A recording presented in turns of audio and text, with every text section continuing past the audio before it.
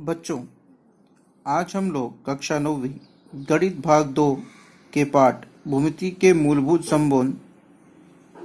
संबोध पर संग्रह 1.1 को हल करने की कोशिश करेंगे, जिसमें दूसरा सवाल दिया था कि बिंदु ए का निर्देशांक x है तथा बिंदु बी का निर्देशांक y है, तो ए और बी के बीच की दूरी ज्ञात कीजिए। अब यहाँ पर x का मान 1 है और y का मान 7 है। अब इसमें हम ज्ञात करने के लिए सबसे पहले संख्याओं पे ध्यान दीजिए। संख्याएं हैं 1 और 7।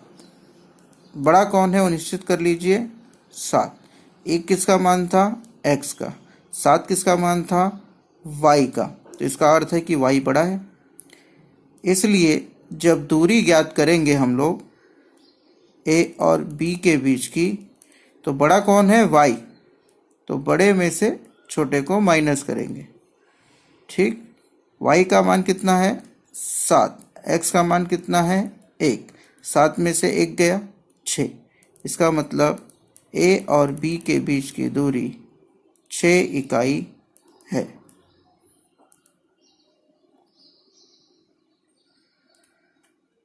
चलते हैं दूसरे सवाल की तरफ। संख्याएं हैं 6 और ऋण 2। डिसाइड करिए बड़ा कौन है।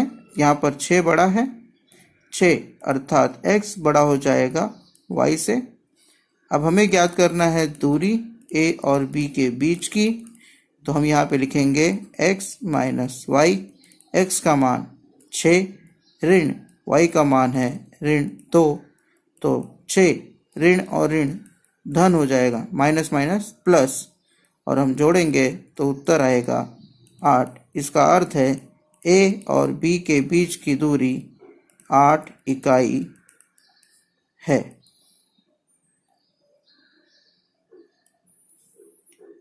तीसरे सवाल की तरफ जाएंगे। संख्याएं लिख लेते हैं, ऋण 3 और 7। बड़ा डिसाइड कर लेते हैं। इसका अर्थ ये है कि y बड़ा है x से। तरीका वही रखना है। a और b के बीच की दूरी ये हो जाएगी y ऋण x। y ऋण x में अब ये ध्यान देना है कि y का मान जो था वो 7 था, ऋण x का मान था ऋण 3। अब आपको पता है माइनस माइनस प्लस, यहाँ उत्तर आ गया 10। इसका अर्थ है a और b के बीच की दूरी 10 इकाई है।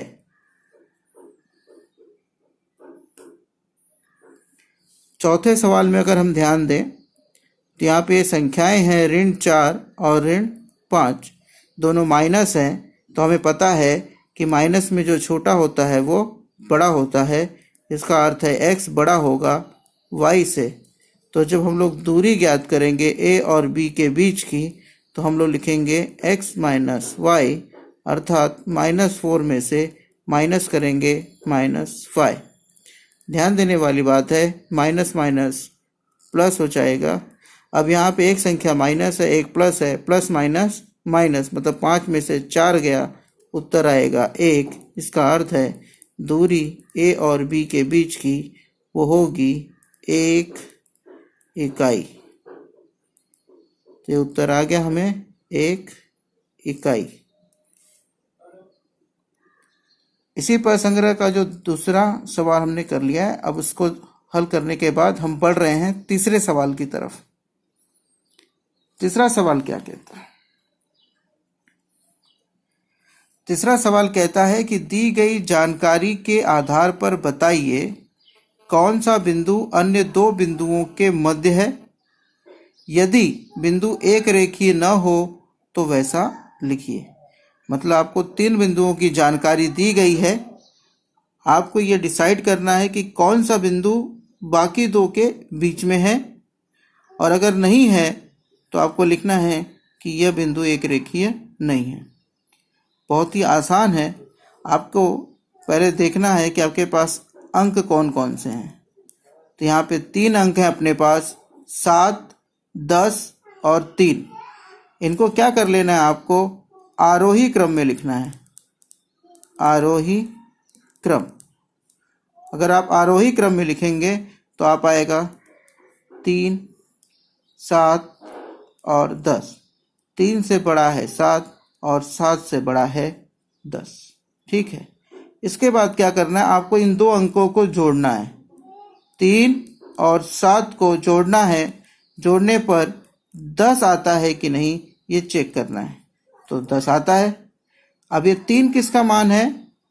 तो 3 मान है क्यू आर का, 7 मान है पी आर का और 10 मान है पी क्यू का। जब ऐसा आ जाएगा तो ये जो अलग से हैं वो है पी और क्यू। तो कौन सा बिंदु बच गया? ध्यान देंगे, 3 ही बिंदु हैं, पी क्यू और आर। अब पी क्यू यहाँ आ गया तो बचा कौन? आर। इसका मतलब है आर बीच का बिंदु होगा, तो मध्य बिंदु जो होगा वो आर है। पूरा कौन सा बिंदु अन्य दो बिंदुओं के मध्य है?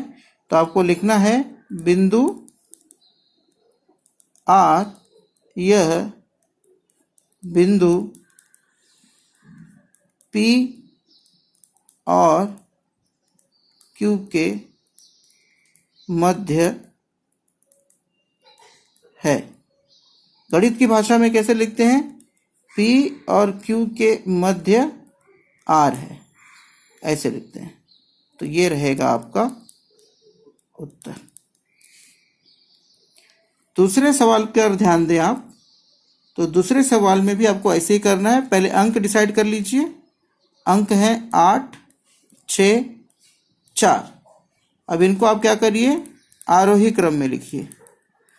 आरोही क्रम में अगर आप लिखेंगे तो आपको मालूम पड़ेगा कि 4 ये इससे बड़ा है 6 और इससे बड़ा है 8।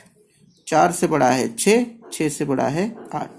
अब क्या करना है नेक्स्ट स्टेप में? 4 और 6 को जोड़ करके चेक करना है कि 8 आता है क्या। 4 और 6 कितना होता है?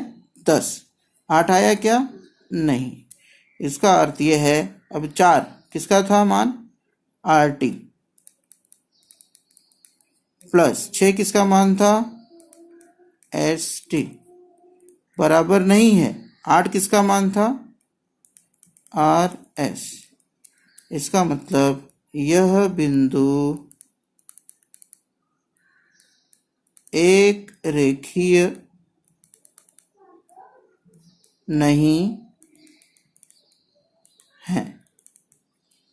तो ये हो गया इसका उत्तर कि एक रेखीय नहीं है, क्योंकि अगर एक रेखीय होते तब हम डिसाइड करते कि कौन सा बिंदु बाकी कौन से दो बिंदुओं के मध्य है।